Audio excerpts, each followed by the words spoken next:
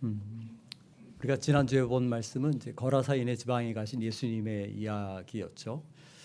유대인이라면 누구든지 꺼리고 발걸음을 하지 않을 이방 땅이지만 주님은 거리낌 없이 제자들을 이끌고 그곳으로 가셨습니다. 그것은 이방인들도 복음을 필요로 하고 하나님의 사랑을 필요로 한다 하는 것을 알리시고 보여주시기 위함이었습니다.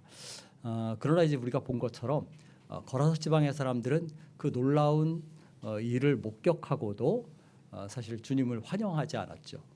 배척하고 거부했습니다. 그래서 결국은 예수님은 다시 발길을 돌리실 수밖에 없었어요. 그래서 다시 거라사에 있는 지방을 떠나서 갈릴리 반대편인 가버나움으로 돌아오시는 겁니다.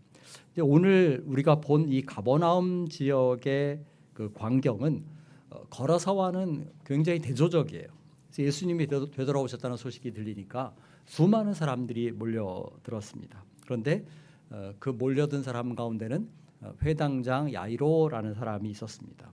이 야이로와 그 딸에 대한 이야기는 우리가 다음 주에 살펴보겠지만 이 야이로가 죽어가는 자기의 딸을 고쳐달라고 예수님께 간청을 하죠. 그리고 야이로의 집에 가는 도중에 이제 일어난 사건이 오늘 우리가 보게 된 12회를 혈루증 앓는 여인의 이야기입니다. 이 혈루증이라는 것은 이제 피의 유출과 관련된 그런 병입니다. 그러니까 뭐 쉽게 말하면 뭐라고 말해 하혈 같은 그 자궁에 어떤 피가 나오는 것 같은 그런 증상이죠.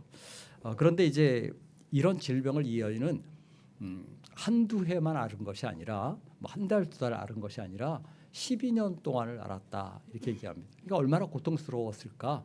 그것은 쉽게 짐작할 수 있는 일입니다. 사실 병은 어떤 종류든지 괴롭고 고통스러워요. 제가 엊그제 그 지난 금요일 날 대학 때 그 CC 순원을 만났습니다. 또 그 순원의 순원. 그러니까 CC에서는 이제 영적인 계보로 말하면 손자죠. 아들과 손자를 만나서 같이 식사를 했는데 세월이 많이 흘러서 20대 그 청춘에 팔팔할 때 만났는데 이제 벌써 60이나 넘었더라고요. 그러니까 몸이 여기저기가 다 문제가 있고 어려움이 있어요. 한 형제는 그 각막 박리가 일어나서 수술을 했는데 3개월을 엎어져 지냈다는 거예요. 얼마나 괴롭고 고통스러운지 한눈으로 생활하니까 또 이제 힘들고 그래서 주님 차라리 내 팔을 가져가시고 눈을 돌려주세요. 그랬다는 겁니다. 근데 이제 감사하게도 그 눈이 한 70% 예전 시력이 한 70%를 회복을 해서 거의 정상 생활을 한다고 했습니다. 또 한 형제는 늘 웃는 모습을 보이고 제가 뭐 대학 때부터 지금까지 봤어도 화를 내는 모습을 한 번도 본 적이 없어요.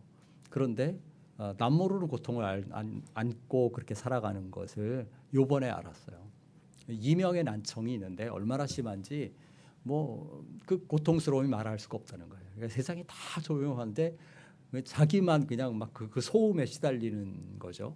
근데 이제 그것만 아니고 때로는 찌르는 것 같은 그 통증이 머리를 이렇게 머리에 아픔을 준다는 겁니다. 근데 이게 거의 그 절반이 완전히 이제 이쪽이 완전히 들리지 않게 돼서 절반이 마비가 된 거예요.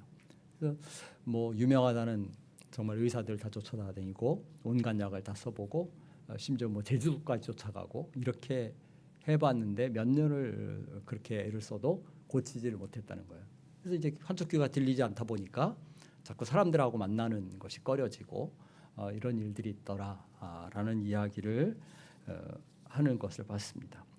오늘 그 이야기를 제가 듣고 있자니까 바로 오늘 본문에 등장하는 이 혈루증 앓는 여인의 이야기가 생각났어요. 이 여인은 정말 절망스러운 상황인데 마가는 말하기를 이 여인이 12회를 혈루증을 앓았다 이렇게 말합니다. 금방 말한 형제처럼 온갖 유명하다는 의원들을 다 찾아다녔죠. 병 치료를 위해서 온갖 약을 다 먹고 온갖 치료 방법을 다 써봤습니다. 많은 의원에게 많은 괴로움을 받았다 이렇게 얘기합니다. 그렇더라도 병이 조금이라도 호전되면 좋은데 오히려 병세가 더 심각해졌다, 중화해졌다라고 말합니다. 그런데 이제 설상가상으로 이제는 재산도 다 써버렸죠. 더 이상 치료비를 감당할 수가 없게 된 겁니다. 병원이라도 갈 수 있고 또 약이라도 먹을 수 있으면 괜찮은데 그것조차 힘든 것이죠. 그래서 누구에게도 도움을 받을 수 있는, 더 이상 의지할 곳이 없는 그런 상황입니다. 그런데 이제 우리가 이 사건을 보면서 한 가지 주목해야 할 것은 뭐냐면 이 여인에게 있었던 고통이 단순히 육체적인 고통이 아니라는 거예요. 이것은 나아가서 사람들로부터의 소외의 고통입니다. 구약의 율법 우리가 잘 알지만 피해 유출과 관련된 병들은 부정하게 여겨지죠. 그리고 그 부정한 사람과 접촉한 사람도 부정하게 되죠. 그래서 이 유출병을 가진 사람들은 사회에서 배척을 받고 사람들에게서 거리낌을 받는 대상이에요. 그러니까 정상적으로 사회생활을 할 수 없는 것입니다. 아마도 회당 예배에도 참석을 못했을 거예요. 예배 자리에 가면 사람들을 부정하게 만드니까. 그래서 사람들이 모이는 곳에 가지 못하죠. 그러니까 가만히 생각해 보면 육체적인 피폐함에 정신적인 피폐함이 있고 그가 12년 동안이나 예배에 참석할 수 없었다. 하나님 말씀을 들을 수 없었다. 이렇게 생각하면 그 영적인 공핍함이 얼마나 심각했나 하는 것을 알 수 있어요. 그런데 이런 절망스러운 상황에서 이 여인에게 희소식이 들리죠. 갈릴리 출신의 젊은 선생에 대한 이야기입니다. 그가 베푸는 이적과 능력과 말씀에 대한 소식이 그에게 들렸어요. 그래서 여인은 예수님을 만나기 위해서 길을 떠납니다. 이 여인이 지금 예수님이 계신 곳은 가버나움이에요. 근데 학자들은 말하기를, 보통 해석자들은 말하기를 이 여인은 아마도 가이사라 빌립보 출신일 거다 이렇게 얘기를 해요. 근데 근거는 알 수가 없어요. 그러니까 분명히 알 수 있는 건 뭐냐면 이 여인은 가버나움 사람은 아닐 거라는 거예요. 왜냐하면 그녀가 가버나움 사람이라면 그 가버나움 지역 사람들은 12회나 혈루증 앓는 여인을 모를 리가 없어요. 그런 사람이 군중 속에 섞여들 때 그걸 허용하고 있을 리가 없죠. 그러니까 이 여인은 타지 사람인 거예요. 멀리서부터 예수님의 소식을 듣고 슬그머니 무리 속에 그렇게 끼어드는 것입니다. 아무도 모르게 살짝 예수님의 옷에 손을 대었습니다. 마가는 그 이유를 설명하기를 이는 내가 그의 옷에만 손을 대어도 구원을 받으리라 함이로라 그러고 얘기합니다. 여기서 말하는 구원이라는 것은 한마디로 말하면 병고침을 의미하죠. 그러니까 우리가 말하는 좁은 의미에서 그 어떤 정확한 의미에서 영적 구원이 아니라 병고침을 의미하는 것입니다. 치유를 의미합니다. 그러니까 예수님의 옷에 손을 대기만 해도 나는 나을 것이다라는 믿음을 가졌어요. 그래서 이제 이건 이제 당시 사람들의 어떤 보편적인 어떤 미신적인 신앙이에요. 그러니까 어떤 면에서 보면 이 여인의 신앙은 주술적이고 미신적인 겁니다. 그런데 한편으로 보면 굉장히 소박하고 단순한 믿음이다 이렇게 얘기할 수 있어요. 그러니까 그 당시 사람들이 어떤 경건한 사람이나 능력 있는 사람의 옷이나 뭐 소지품에 이렇게 접촉만 해도 병이 나을 거다라는 생각을 가졌던 것처럼 예수님에 대해서 그렇게 생각한 것이죠. 그런데 가만 생각해 보면 어떤 논리적인 사고를 하거나 어떤 뭐 합리성을 추구하거나 그런 게 아니에요. 그냥 단순하게 소박하게 예수님이 내 병을 고칠 수 있을 거야라고 믿은 것이죠. 그런데 놀랍게도 하나님이 이 단순한 믿음에 응답하십니다. 그녀가 예수님의 옷에 손을 대자 그의 혈루 근원이 곧 말랐다라고 성경은 증언합니다. 그 치유가 얼마나 신속한지 29절을 보니까 마가는 곧 그 혈루 근원이 말랐다 그래요. 그리고 그 여인 자신이 자기 병이 나은 것을 깨달았다. 의사에게 어떤 진찰을 받을 검사를 해볼 필요도 없는 것이죠. 눈으로 확인할 필요도 없어요. 몸에 일어난 변화를 자신이 바로 느낄 정도로 그렇게 확연하게 치유가 일어났다는 것입니다.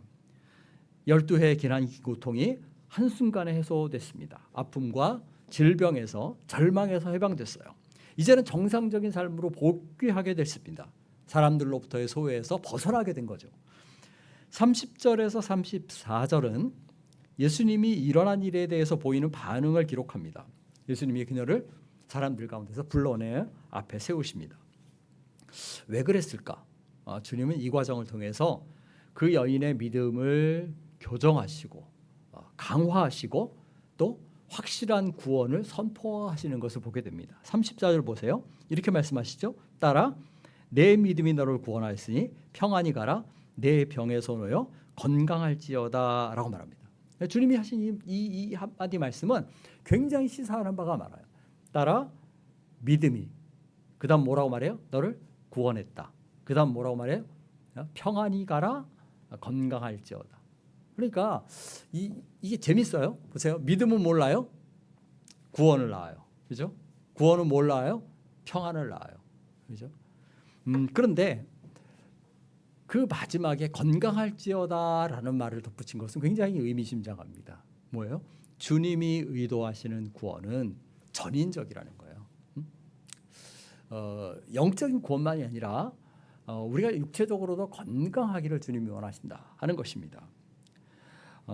육신의 온전함도, 그러니까 구원은 영혼의 평안함만 아니라 육신의 온전함도 포함한다 이렇게 얘기할 수 있어요. 물론 우리가 지금 현재는 이 땅에 발을 붙이고 사는 동안 질병의 고통에서 완전히 자유롭지 못합니다. 그러나 궁극적으로 주님이 우리에게 의도하시는 구원은 연약함과 아픔과 심지어 죽음의 극복을 포함한 그런 구원이에요. 그래서 예수님이 다시 오시는 날 우리에게 임하는 구원은 그런 것들이 전혀 없는 구원이죠. 사실 인생의 모든 질병이나 아픔이나 심지어 죽음도 다 뭐의 결과예요? 죄의 결과입니다. 근데 예수님이 십자가의 죽으심으로 우리의 죄를 사하셨어요. 그렇죠? 그렇다면 우리는 영혼의 구원만 받는 것이 아니라 뭐에서도 다 벗어나게 돼 있어요?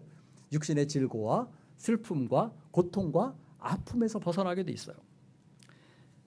예수님이 가져다 주신 구원은 죄의 문제에 대한 해결일 뿐만 아니라 육신의 고통과 질병에 대한 해결입니다. 예수님이 왜 지상사역 기간 동안에 사람들의 병을 고치셨을까 한번 생각해 보세요. 예수님이 그냥 사람들을 긍휼히 여기셔서 불쌍히 여기시는 마음에 그랬을까? 그것만이 아닙니다. 물론 능력으로 임한 하나님 나라를 보여주려는, 가시적으로 나타내 보이려는 그런 의도가 있으시겠죠. 그러나 그것만이 아니라 동시에 주님이 우리에게 의도하시는 구원이 무엇인가를 보여주는 면도 있어요. 마지막 날에 우리의 구원이 완성될 때에는 더 이상 뭐가 없어요? 죽음이 없어요. 그때는 더 이상 질병이 없습니다. 그때는 더 이상 눈물도 없고 슬픔도 없습니다. 아픔도 없고 고통도 없을 것입니다. 저는 이제 한편으로 생각할 때 이 치유의 문제가 이제 우리처럼 보수적인 신앙을 가진 사람들은 때때로 이 치유의 문제는 먼 훗날의 이야기야라고만 생각하는 경우가 있는 것 같아요. 그러나 때로 주님은 현재 우리의 삶에서도 이 12의 혈루증 앓는 여인에게 허락하신 것 같은 육신의 치유도 허락하신다 하는 것을 우리가 믿어야만 합니다. 마가가 보여준 것처럼 예수님은 바람과 바다도 잔잔케 하시는, 자연을 주관하시는 능력의 하나님이셔요. 예수님은 사탄의 세력도 얼마든지 굴복시키실 수 있는 그런 능력의 주님이십니다. 아니, 말씀 한마디만으로도, 때로는 말씀을 전혀 안 하셔도 이 여인에게서 보는 것처럼 예수님의 옷에만 손을 대어도 그렇게 그 병을 고치실 수 있는 능력의 주님이신 겁니다. 중요한 건 뭐냐면 우리가 이 여인처럼 정말 단순하고 정말 간절한 마음으로 주님 앞에 나아가느냐 하는 것입니다. 우리가 얼마나 순전하게 우리를 치료하실 수 있는 주님의 능력을 신뢰하느냐 하는 것입니다. 사실 이 여인에게 이 혈루증은 절망스러운 병이었습니다. 세상적인 안목으로 볼 때 이것은 해결할 수 없는, 고칠 수 없는 병이었어요. 온갖 약을 써도 온갖 의원을 다 동원해도 풀 수 없는 문제였습니다. 더구나 이 병은 누구에게도 드러내고 싶지 않은 병이었을 거예요. 그렇죠? 왜 이 여인이 야이로처럼 예수님 앞에 당당하게 나와서 주님 내 병을 고쳐주세요 이렇게 얘기하지 않았을까요? 아마도 자기 병이 사람들 앞에 노출되는 것을 꺼렸기 때문일 겁니다.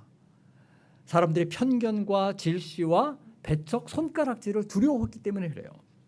그런데 그렇게 가장 은밀한 문제, 어쩌면 누구에게도 드러내고 싶지 않은 문제, 누구에게도 밝히고 싶지 않은 그 아픔을 이 여인이 해결받을 수 있었던 것은 그가 끝까지 포기하지 않았다는 거예요. 그리고 무엇보다도 그 문제를 예수님께 가져왔기 때문이다라는 겁니다.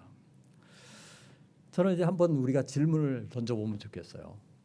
이 여인의 12의 혈루증처럼 우리가 누구에게도 드러내고 싶지 않은 나만의 아픔, 숨은 아픔이 무엇인가 하는 것입니다. 여러분들에게 도저히 해결될 것 같지 않은 절망스러운 상황은 무엇입니까?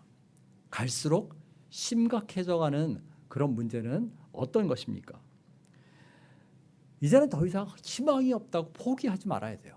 오히려 그 문제를 예수님께 가져가야만 합니다. 그리고 주님 앞에 그 문제를 내려놔야 돼요. 전 재산을 잃고 12해를 고통스러운 시간을 보냈던 이 여인에게 그 해결되지 않았던 그 문제가 주님 앞에서 한순간에 해결되는 것을 봅니다. 저는 우리가 이제 사도 바울의 이야기를 기억하잖아요. 바울이 육체에 가시가 있었는데 3번이나 구했는데 주님이 들으시지 않았다. 이제 이 이야기를 하면 바울이 3번만 기도했나? 이렇게 생각할 수 있어요. 3번이라는 것은 이제 끝까지라는 의미를 포함을 합니다. 그만큼 간절하게 바울이 하나님 앞에 구했다는 거예요. 그런데 바울처럼 하나님이 내 은혜가 내게 족하다라고 하고 노하시기 전까지는 내 아픔과 고통과 질병과 문제를 주님 앞에 내려놓고 해결해 주시기를 간구해야 돼요. 내 믿음이 너를 구원하였으니 평안히 가라. 내 병에서 너여 건강할지어다 라고 주님이 선언하십니다. 저는 이 말씀이 오늘 우리 한누리 가족들에게 주시는 위로와 격려의 말씀, 은혜의 말씀이 되기를 간절히 바랍니다. 그런데 이제 본문에서 우리가 주목할 것은 뭐냐면 이 여인이 육신의 건강만을 찾은 것이 아니라는 거예요. 궁극적으로는 그가 구원을 받았다 이렇게 얘기할 수 있습니다. 앞서 말한 것처럼 28절에서 그 여인이 심중에 내가 예수님의 옷가에 손만 대어도 구원을 받겠다라고 말할 때 그 구원은 무슨 구원이라고요? 치병, 치유라고 얘기했어요. 병고침이라고 얘기했습니다. 그러나 예수님은 이 여인이 육신의 병을 고치는 것보다 더 중요한 문제가 그녀에게 있는 것을 알았어요. 그래서 예수님이 이 여인의 치유를 허용하신 것입니다. 그리고 그녀를 사람들 앞에 불러내셔요. 한번 생각해 보세요. 주님이 의도하시지 않았는데도 여인이 손을 대니까 저절로 그냥 능력이 빠져나가서 이 여인이 고침을 받았을까요? 그렇다면 정말 주술적이고 미신적인 겁니다. 저는 그렇지 않다고 생각해요. 예수님이 이 여인의 치유를 의도하신 것입니다. 그래서 주님은 능력이 자신에게서 나가는 것을 아셨어요. 그 이야기를 할 때 그건 무슨 얘기냐면 자신의 능력이 여인에게로 전달되는 것, 그래서 그녀를 고치는 것을 주님이 허락하셨다는 거예요. 주님은 여인의 믿음을 아시고 그 심중의 생각을 아시고 그 믿음에 응답하신 것입니다. 그런데 주님이 보시기에 이 여인의 믿음은 아직도 어리고 부족한 면이 있었어요. 그래서 앞서 말한 것처럼 굉장히 초보적이고 굉장히 기본적인 그런 단계의 믿음을 갖고 있었습니다. 어쩌면 이 여인은 예수님을 단순히 어떤 그 육적인 치유자 정도로 생각했을 수도 있습니다. 뛰어난 의원 같이 그렇게 생각했을 수도 있어요. 그러나 예수님은 그녀를 한층 성숙한 믿음의 단계로 끌어올리기 원하십니다. 그래서 정말 주님이 의도하시고 전하시고자 하는 구원이 무엇인가를 그녀에게 가르치시는 거예요. 그래서 어떻게 해요? 이 여인을 굳이 사람들 앞에 불러내십니다. 33절 보면 여인이 예수님 앞에 엎드려 일어나는 일을 다 낱낱이 아뢰죠. 만약에 이 여인이 이 이야기를 하지 않았더라면 제자들은 그 내용을 알지 못했을 것이고 사실 여기에 이것이 기록되지도 않았을 수도 있어요. 그런데 이제는 모든 사람 앞에 그 여인의 모든 이야기가 낱낱이 밝혀졌어요. 왜 예수님은 굳이 이 여인을 사람들 앞에 끌어내셨을까요? 얼마나 처음에 지목을 받았을 때 부끄러웠을까요? 그죠? 근데 예수님의 의도는 그녀에게 수치를 안기려는 것이 아니었다는 것입니다. 책망하시기 위함도 아니었어요. 오히려 그 믿음의 부족한 부분, 모자란 부분을 교정하시고 강화하시고 더 성숙한 믿음으로 이끌어 올리시고 무엇보다 궁극적인 구원을 그에게 알리시려는 것, 그것이었습니다. 여인의 생각에는 가만히 예수님을 만지고 가만히 돌아가면 될 것으로 생각했죠. 아마 예수님이 만약에 그녀를 불러내시지 않았다면 어떻게 됐을까요? 여인은 조용히 돌아갔을 거예요. 그죠? 그리고 어쩌면 병은 고쳤을지 모르겠는데 뭐는 못 받았을까요? 참된 구원은 받지 못했을 것이다. 이렇게 생각할 수 있어요. 구원이라는 것은 우리가 주님과의 인격적인 대면을 통해서 일어나는 일이에요. 주님은 그 혈루증 앓는 여인의 사건을 통해서 우리에게 무엇을 가르치냐면 구원이 비인격적인 어떤 접촉을 통해서 일어나는 일이 아니다라는 것을 일깨우시는 겁니다. 아무리 큰 이적을 우리가 경험을 해도 예수님을 인격적으로 만나는 대면이 없다면 우리는 구원이 없어요. 우리가 참된 능력의 근원이신 주님이 어떤 분이신지를 바르게 알고 고백하지 않는다면 아무리 큰 병이 나았다 할지라도 우리는 구원을 받을 수가 없습니다. 참 구원의 역사는 예수님과의 인격적인 대면을 통해서만 일어난다라는 겁니다. 기독교의 구원은 단순한 치병이 아닙니다. 기독교의 구원은 단순한 육신의 강건함이 아니에요. 기독교의 구원은 이적적인 경험이 아닙니다. 무엇보다 기독교의 구원은 주술적이고 미신적인 것이 아닙니다. 우리의 구원은 주님과 나와의 인격적인 대면을 통해서 일어나요. 내가 주님을 알고 주님이 나를 아는 것을 통해 일어나요. 그 알미라는 것은 지식적인 알미 아니라 인격적인 알미고 날마다 삶 속에서 그 주님과 교제하면서 주님을 알아가는 그 알미예요. 여인의 고백을 들은 후에 예수님이 34절에서 하신 말씀은 굉장히 의미가 심량합니다. 내 믿음이 너를 구원하였으니 평안히 가라. 내 병에서 놓여 건강할지어다.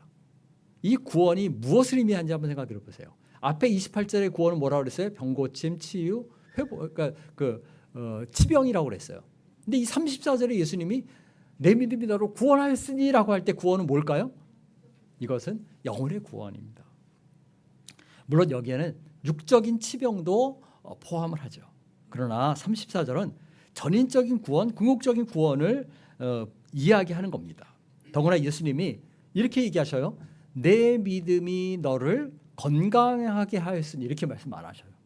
내 믿음이 내 병을 낫게 하였으니 이렇게 말씀하시잖아요. 그죠? 내 믿음이 너를 구원하였으니 라고 말씀하십니다. 이 말씀은 구원이 치병에 그치는 것이 아니라 정말 우리의 영혼을 살리는 것이다 라는 것을 이야기합니다. 저는 여러분들에게 말씀드리고 싶은 것이 매주일 와서 예배를 드리는데 그냥 가만히 와서 앉아있다가 가만히 가는 일은 없어야 한다는 거예요. 특별히 여러분이 이 공동체 안에서 어떤 작은 은혜, 작은 기쁨을 막 받다면 그것이 어디로 가야 되냐면 보다 더 깊이 주님을 아는 쪽으로 나아가야 돼요. 만약에 이곳에서 육신의 회복이나 어떤 그 병고침 같은 또 혹은 쉼 같은 그런 것들을 내가 경험했다면 거기에 멈추지 말고 그것이 주님을 더 깊이 아는 단계까지 그렇게 이어져 나가야 한다는 겁니다. 그것이 주님이 우리에게 원하시는 것입니다. 더 깊이 주님을 인격적으로 대면하고 그를 통해서 우리의 믿음이 강화되고 성숙되어야만 합니다. 사실 우리가 이 여인에서 보는 것처럼 우리의 믿음의 고백이나 간증은 우리 자신의 믿음을 더 굳건하게 하는 그런 측면들이 있어요.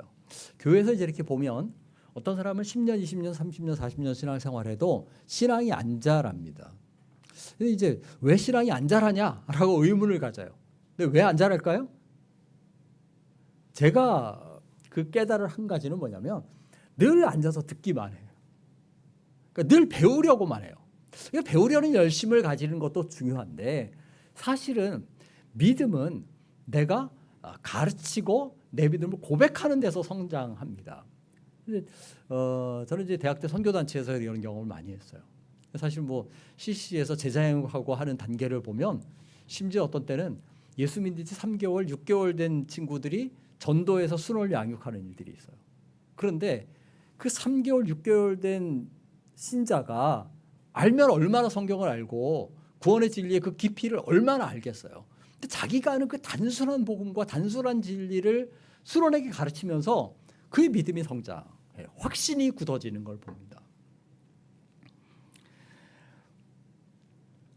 믿음이 성장하기를 원한다면 여러분이 받은 은혜를 혼자 간직하지 말아야 돼요. 그것을 고백하고 나누고 공유해야만 합니다. 그럴 때 내 확신이 굳세어집니다. 또 한편으로는 내 믿음의 고백과 간증은 나에게만 유익을 주는 것이 아니라 다른 사람에게도 유익을 줘요.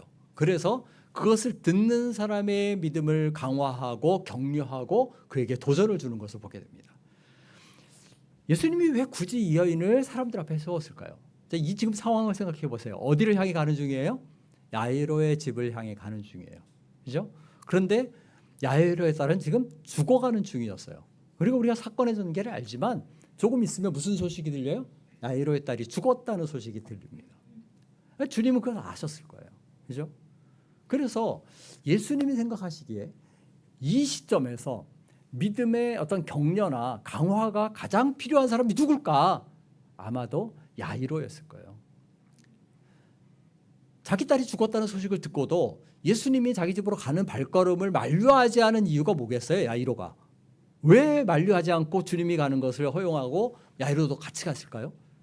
이 여인의 치유와 고백을 통해서 야이로는 자신이 가지고 있던 확신을 더 굳게 갖게 됐을 거예요. 그냥 막연한, 이전에는 어떤 막연한 기대를 가졌을지 모르겠는데 이제는 주님이 분명히 어떤 놀라운 일을 행하실 것이다라는 확신이, 기대가 야이로의 마음에 싹 텄을 것이라는 겁니다. 우리가 받은 은혜에 대한 고백은, 간증은 다른 지체들의 연약한 부분들을 강화해 주는 그런 측면이 있어요.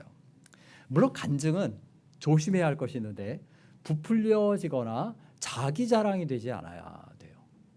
이제 최근에도 뭐 제가 저 집사람 통해서 어떤 교회 이야기를 들으면서 뭐 어디라고 얘기하기 좀 그런데 간증을 많이 하는 교회가 있어요. 약간 좀 문제가 있다라고 이제 교회에서도 이야기가 되는데 그 왜 그러냐면 간증이라는 건 굉장히 주관적이에요. 사실은 후범 집사에게 일어난 일이 저에게 똑같이 일어난다는 법은 없어요. 근데 사람들은 잘못하면 그 간증을 듣고 어떻게 생각하냐면 그걸 표준화합니다.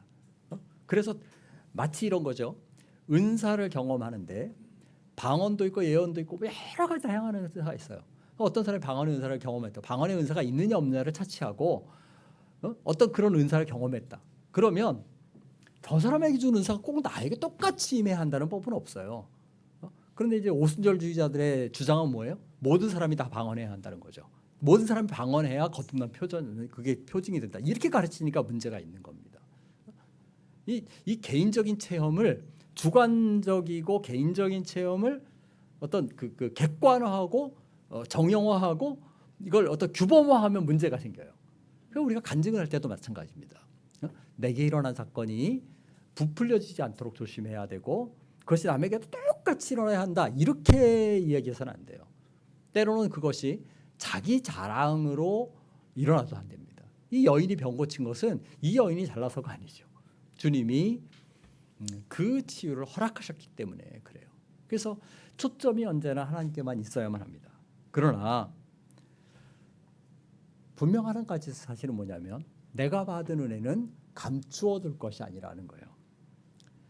작은 것이라도 함께 나누고 전할 때 그것이 더 풍성해지고 공동체 안에 복됨을 주고 또 서로를 격려하고 세우게 된다 하는 것입니다. 저는 우리 한누리교회 안에 이런 은혜들이 더 많아지셨으면 좋겠습니다.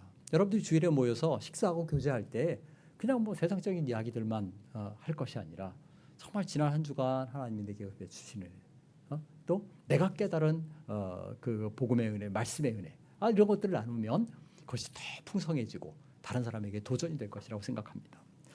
마지막으로 이 본문에서 놓치지 않고 주목할 것이 있어요. 이 사건이 일어난 날 주님이 야이로의 집으로 가실 때 수많은 사람이 예수님을 따랐어요. 그죠? 24절을 보면 뭐라고 말합니까? 무리가 예수님을 애워싸 밀었다 그래요. 근데 예수님이 뭐라고 말씀하셔요? 누가 내 옷에 손을 대었느냐? 그러니까 제자들로서는 굉장히 예수님의 질문이 황당했을 거예요. 생각해 보세요. 막 무리가 온 집에서 밀고 가는데 예수님이 누가 내 옷에 손을 댔냐? 이렇게 물어보시니까 아니 이게 무슨 말씀입니까? 어떻게 그런 말씀을 하십니까? 이렇게 반문을 하죠. 이 상황을 보면 그날 예수님의 옷에 손을 댄 사람은 이 여인 한 사람이 아니었을 거예요. 그죠? 수많은 사람이 예수님의 손에 옷을 대었을 거예요. 심지어 어떤 사람은 예수님의 손을 잡은 사람도 있을 거예요. 또 어떤 사람은 예수님과 몸을 부대끼고 어깨를 마주친 사람도 있을 것입니다. 그런데 그렇게 수많은 사람이 이때 따랐고 그때 수많은 사람이 그 자리에 있었고 예수님과 접촉을 했는데 누구만 병을 고치고 구원을 얻어요? 이 혈루증 앓는 여인만. 무엇 때문에요? 그녀의 믿음 때문에. 무엇 때문이냐면 그 호기심이 아니라 주님이 내게 필요합니다라는 것을 인정하고 나갔기 때문에 그래요. 저는 늘 생각하기를 우리가 은혜의 자리에 앉아 있는 것 그거 굉장히 중요해요. 그러나 은혜의 자리에 앉아 있다고만 해서 그 은혜가 저절로 내게 임하는 건 아니라는 걸 알아야 됩니다. 호기심만 가지고 기웃거린다고 해서 주님의 구원의 역사나 은혜가 내게 임하지 않아요. 믿음으로 주님께 나아가지 않으면 소용이 없다는 겁니다. 내 삶에 주님이 필요합니다라는 것을 인정하지 않으면 나는 어쩌면 그저 자리만 채우는 사람일 수 있어요. 정말 예수님이 아니면 내게 희망이 없습니다 라고 고백하지 않으면 내가 주님과 몸을 부대끼면서도 치유와 회복과 구원을 경험할 수 없다는 겁니다. 더구나 이 상황을 가만히 생각해 보면 그날 그렇게 많은 사람이 운집해서 주님을 따라서도 예수님의 관심은 어디에 있었어요? 누구에게? 이 혈루증 앓는 여인에게 있었어요. 저는 여러분들이 주님의 관심의 대상이 되기를 바랍니다. 여러분들이 간절한 마음으로 주님을 찾으셔야만 합니다. 마지막으로 던질 한 가지 질문. 이거는 과연 나는 무리에 속한 사람이 될 것인가? 이 혈루증 앓는 여인처럼 그 한 여인 같은 사람이 될 것인가? 오늘 심각하게 질문을 던져보시길 바랍니다. 기도 찬양하겠습니다. 543장